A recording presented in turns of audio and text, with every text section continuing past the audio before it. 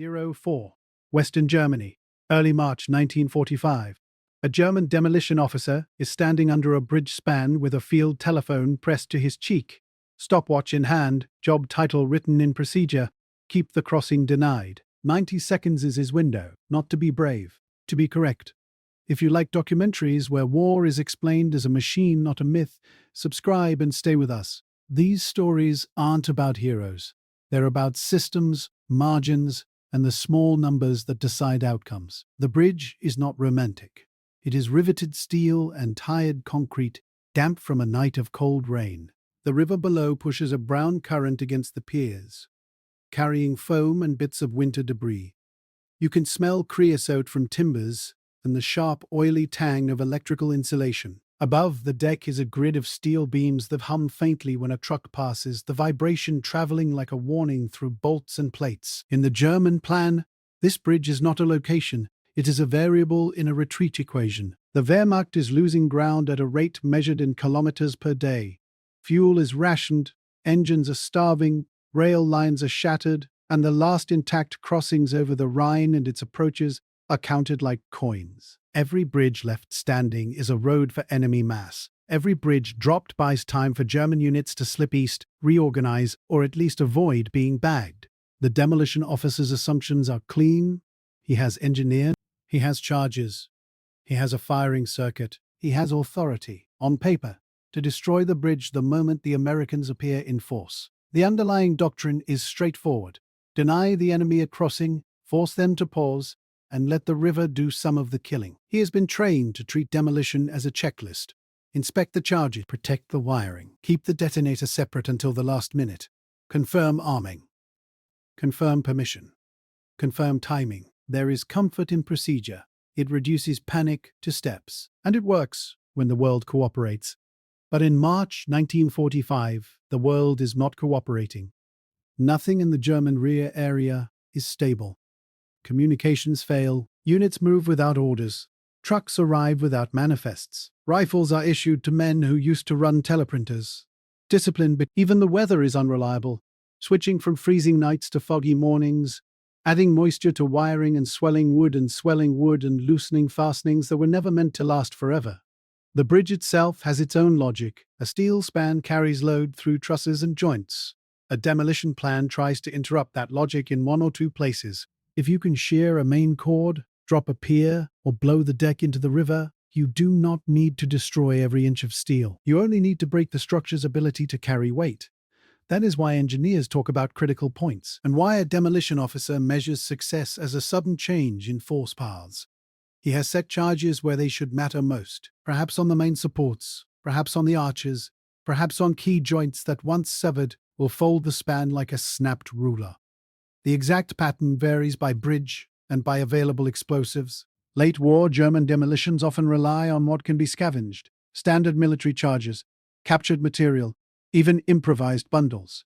You get sufficient violence at the right location. He has also set the circuit. This is the fragile part. Explosives are heavy and dumb. They will do their job if initiated.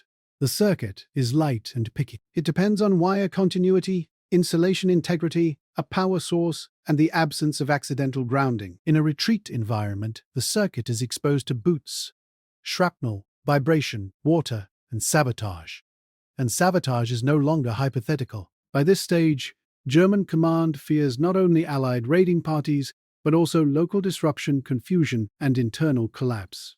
A single cut line is enough to turn a demolition plan into theater. Up the road, the Americans are moving with a different set of assumptions. They assume speed is the weapon. They assume German bridges will be blown, so they drive hard to catch them intact. They assume artillery and air cover can suppress defenders long enough for infantry to rush the far end. Their logistics are tuned for momentum. Fuel, ammunition, bridging equipment, engineers, NPs to manage traffic. Their system is designed to convert intact roads into rapid crossings. The Americans do not need courage as a primary input. They need time. They need the bridge to remain standing long enough for a critical mass of vehicles and men to cross. Once that mass is across, the bridge becomes less important than the presence of troops on the far bank. A bridge can be destroyed behind you if you already own the far side. That is the race. Not man against man, timer against timer. German rearguards have been told, roughly, to hold the approaches, delay the... They are exhausted units with mismatched weapons. Some are Volksturm, older men and boys with rifles, and a few Panzerfausts. Some are remnants of regular formations pulled back in fragments.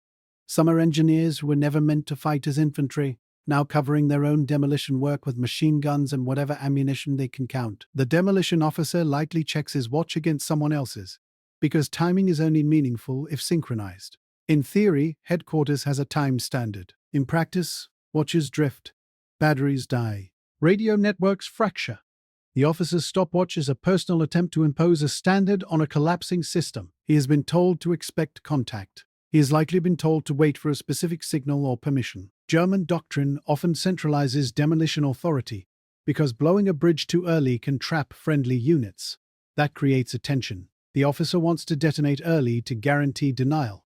Command wants him to wait to prevent self-inflicted encirclement. The enemy wants him to wait because waiting is risk. A bridge demolition is a business transaction between two German needs: withdrawal and denial.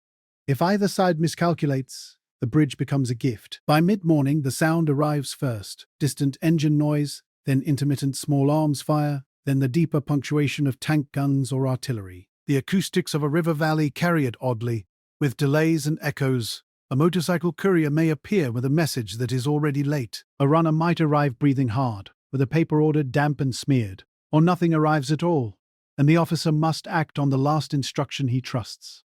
The Americans push reconnaissance forward because reconnaissance is not an optional scouting romance. It is the front edge of the American system. A patrol finds the bridge, reports if it's intact, tries to capture it. If they can, a whole division's movement problem changes in a single hour.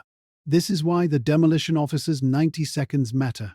90 seconds is the interval between enemy spotted and enemy on the bridge. In that time, he must complete an initiation sequence that includes human steps and electrical steps.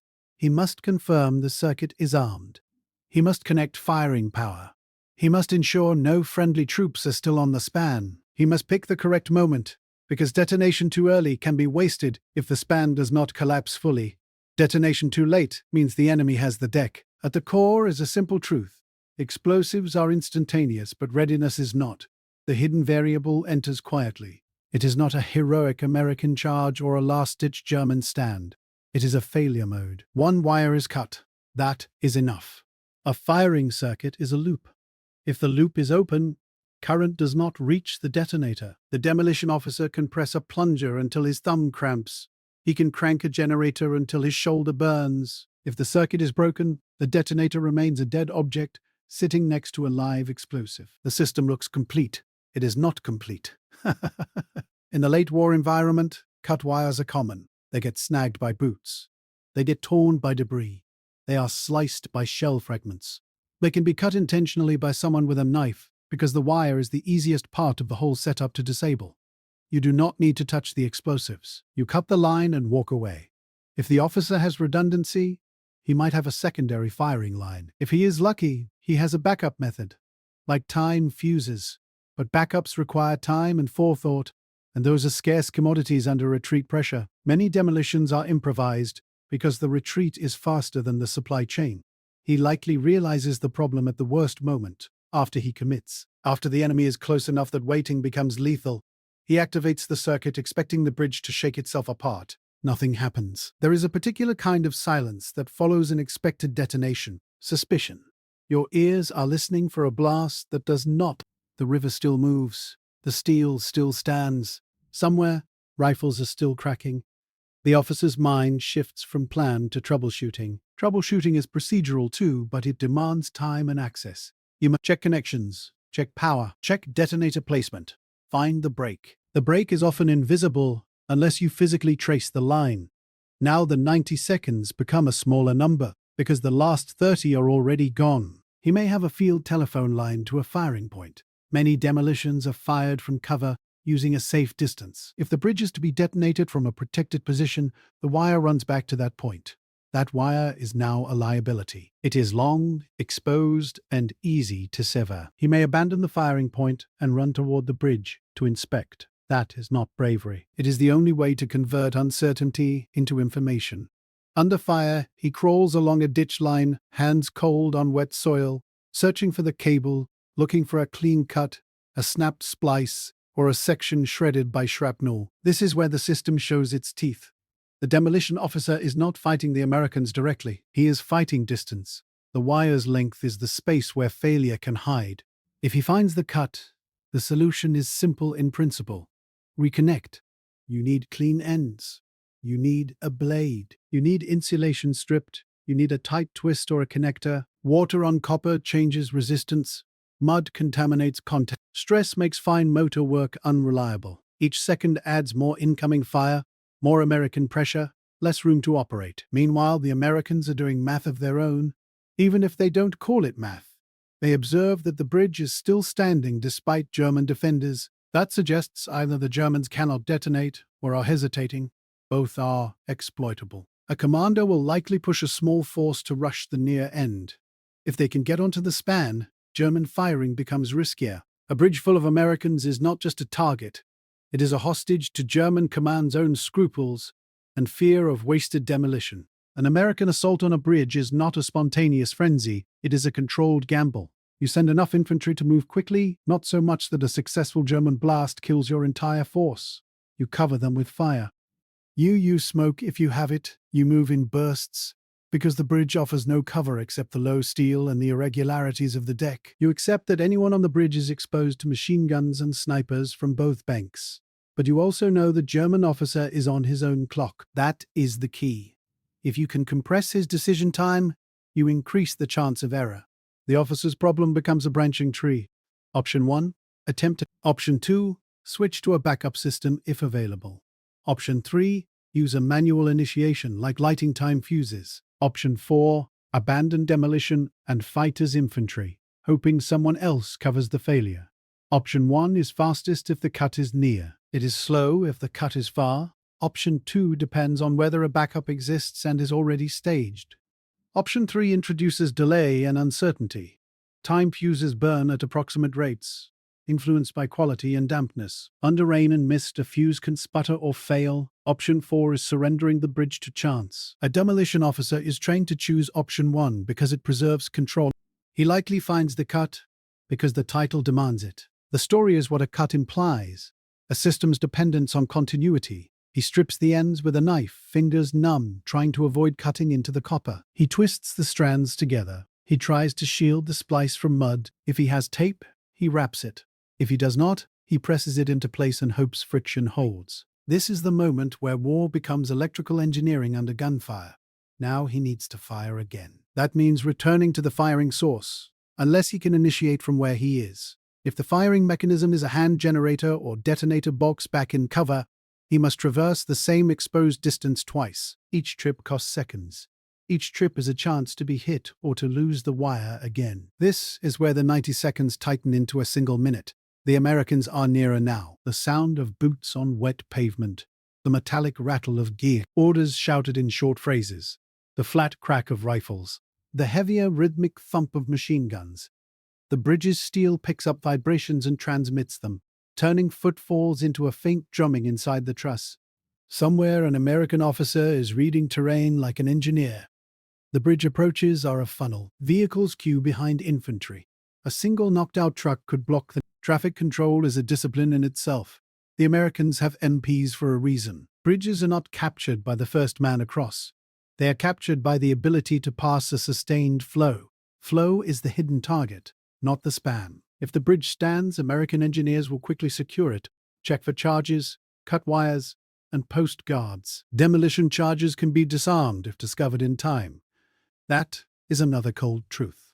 A bridge demolition is not final until the explosives detonate. So the demolition officer's clock is also a detection clock.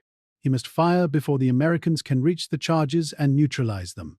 He returns to the firing point, or he calls to a subordinate, or he does both, trying to parallelize steps, because parallelization is how systems beat time. But late-war German units are not efficient systems anymore. They are fragmented. You cannot assume a subordinate is trained, or calm, or even present. He fires again. Perhaps this time there is a detonation, but late-war demolitions often produce partial success. Charges might. A bridge is redundant in structure, And partial damage does not. A span can remain standing even with holes punched in it, especially if the main load paths survive. The question is whether the damage creates an impassable gap or simply a frightening but usable surface. If only some charges detonate, the bridge might shudder, throw up a cloud of dust and smoke, and yet remain. The deck could buckle, railings ripped away, sections twisted. But if there is still a continuous path for foot traffic, the Americans can still cross infantry, then perhaps lay planks or bridging panels, and later bring vehicles. That is the nightmare outcome for a demolition officer. You spend your explosives and still leave a crossing, and if there is no detonation at all, the officer is now out of time, out of procedure, and facing a physical takeover. American infantry will be on the bridge, perhaps already past the midpoint, perhaps firing down into the German side. The Germans on the far bank are forced into immediate close-range fighting or retreat. At this stage, individual bravery becomes visible because the system has narrowed the battlefield into a strip of steel. Men run, drop, fire, and run again. But the script is still written by mechanics. A bridge provides exposure. It offers limited cover. It channels movement. It makes suppression effective. It makes grenades dangerous because fragments ricochet off steel. The officer's role shifts. If he cannot detonate remotely, he might attempt to reach the charges and initiate them manually. That is the most dangerous procedure because it requires proximity to explosives under enemy fire. It also introduces another constraint. If Americans are on the span, detonating now kills them, but it also kills the officer and anyone else nearby, and it might still fail to drop the bridge if charges are insufficient or poorly placed. In a disciplined system, no one expects the demolition officer to be a martyr. He is expected to execute the demolition. Yet war often pushes men into acts that are later described as bravery. In reality, it is often the result of a system cornering a person into the least bad option. He likely realized in that moment that the bridge was becoming an American asset by inertia. Every second it remained upright increased the probability of capture. That probability grows fast once infantry are on the deck, because the Germans cannot easily clear them without firing down a line that is already being returned. So he runs, or crawls, or is pushed by someone else's urgency. This is where it matters. To speak carefully about figures, many retellings of bridge captures assign exact seconds, exact distances, exact numbers of men. In the fog of retreat and the chaos of close combat, those numbers are rarely. What is historically plausible is the shape of the event: a near detonation, a failed circuit, a rush, and a capture that changes an operational timetable. The mechanism is what we can explain. If a wire is cut, the detonator does not receive current. If no current reaches the detonator, no initiation occurs. If the bridge is not dropped, an intact crossing exists. If an intact crossing exists, an attacker can move forces across faster than engineers can build a new one under fire. That speed converts into a bridgehead converts into and a supply route collapses the defender's ability to hold a river line. That chain is the whole war in miniature. Now imagine the American side's calculation once they have the near end. They will look for demolition signs. Wires, charge boxes, suspicious bundles, sandbags covering explosives, German engineer markings. They will cut wires they can find, because cutting is faster than disarming.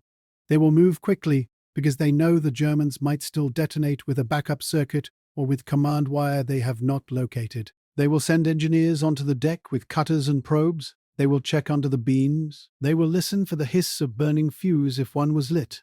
They will pull charges away if they can. But they will not spend minutes in debate.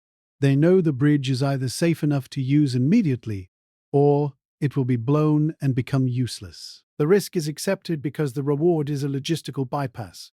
If the bridge survives the first minute after capture, American vehicles begin to line up. A bridge has a capacity. Weight limits matter. Tanks are heavy, trucks are constant. If the bridge is damaged, the load rating is uncertain. Engineers will impose spacing rules, speed limits, and traffic direction. A bridge can become a bottleneck if uncontrolled. Bottlenecks get you killed so the Americans will do the next system step. Impose flow control, one-way movement first. Infantry and light vehicles. Then heavier loads if the structure passes inspection. Meanwhile, artillery and air cover will work to suppress German attempts to destroy the bridge by fire. German attempts to recover the situation will be constrained by their own failing supply and command. To destroy a captured bridge, you need accurate artillery, aircraft, or a commando team with explosives. All of those require coordination. Coordination requires communications and fuel. Fuel is scarce. Radios are disrupted. Luftwaffe presence is thin. German artillery is often short of shells and moving under pressure. A single unblown bridge, therefore, becomes a multiplier for the attacker and a sinkhole for the defender's remaining options. Back at the bridge, the demolition officer's 90 seconds have turned into a permanent fact. The bridge stands, or it doesn't. If it stands, he is no longer a demolition specialist. He is a man in a shrinking perimeter, likely ordered to withdraw or fight until separated. If he survives, his report will not be about courage. It will be about a cut line, a failed circuit, a missing redundancy. It will read like an engineering failure analysis. That kind of report is rarely celebrated. It is also the most honest. The lesson is not that the Germans were incompetent or the Americans were fearless. The lesson is that modern war is a contest of system reliability under stress. A bridge demolition depends on continuity, of wire, of authority, of timing, of procedure. Cut one strand and a plan becomes a gamble. This is what hidden variable means in wartime. It is not a mysterious secret weapon. It is an unglamorous dependency that everyone assumed would hold.